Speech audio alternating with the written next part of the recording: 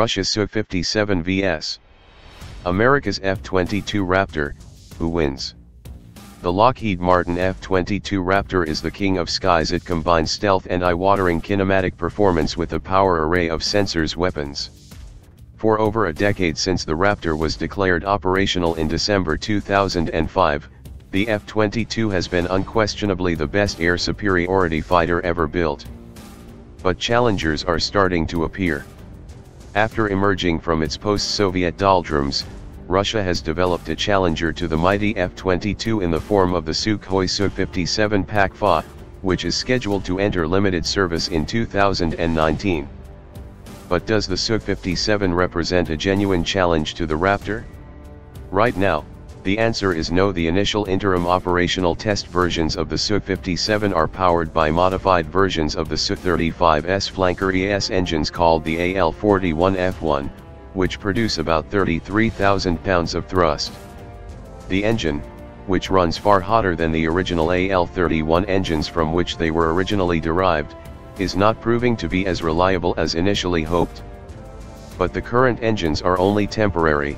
A second-stage version of the PAK-FA is expected to be powered by a new engine called the ISDALI-30, which should enter service in the mid-2020s.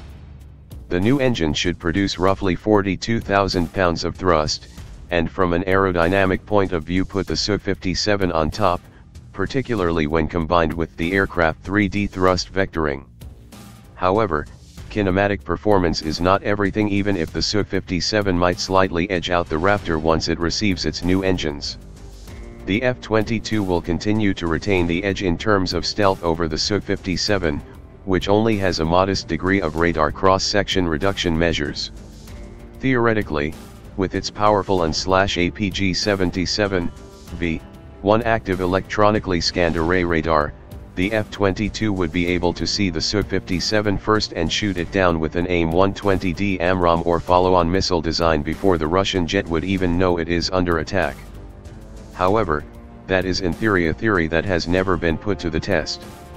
Russia has advanced electronic warfare capabilities and its fighters are equipped with digital radio frequency memory, DRFM, jammers that can blind the AMRAAM's active radar seeker.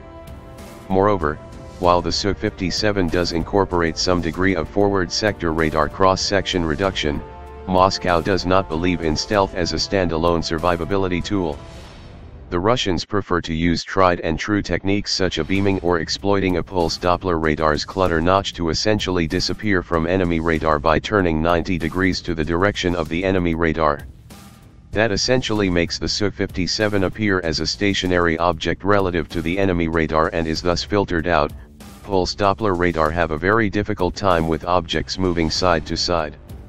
This is simply a matter of physics. There is very little an enemy can do to counter it except to adopt additional sensors such as infrared search and track and improve signal processing. The Russians are hoping the Su-57 sensor suite, which includes N036L1-01 L-band radar arrays, will alert its pilots to the general vicinity of enemy 5th-generation stealth fighters such as the Raptor. Tactical fighter-sized stealth aircraft must be optimized to defeat higher frequency bands such the C, X, and Ku bands as a matter of physics. Those aircraft show up on radar operating at longer frequency wavelengths such the L-band. However, the track is not precise enough to engage a target with a missile. However, the L-band radar part of the N036 Bielka radar suite narrows the search area down so that the Su-57 can scan a smaller volume of space with its X-band N036-1-01 and N036B1-01 active electronically scanned array apertures.